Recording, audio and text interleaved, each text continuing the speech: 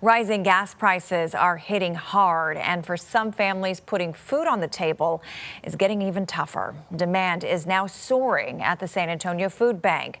But as KENS 5 reporter Zach Briggs explains, the food bank is prepared to meet that demand. Families are feeling the strain of putting food on the table even more so now with rising gas prices. Meantime, the San Antonio Food Bank trying to keep up with this alarming demand while dealing with their own financial impacts as well.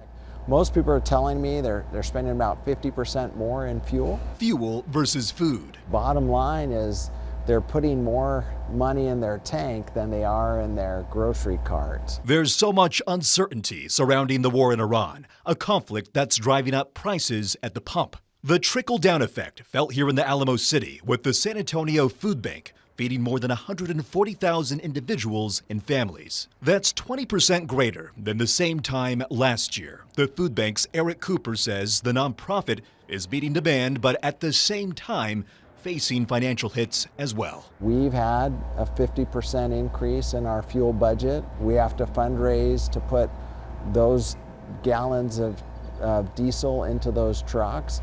But when we're hiring a third-party trucking company, those carriers are charging more per mile to offset their increases. An area of the food bank's massive warehouse, you'll see many bare spots where boxes of food would normally be stored.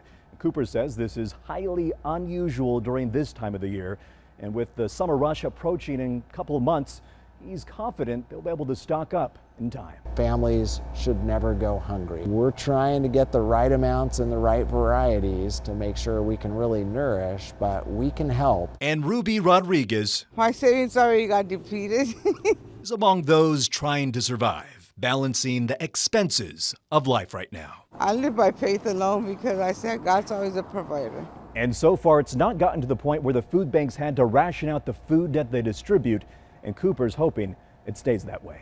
I'm Zach Briggs, KENS 5.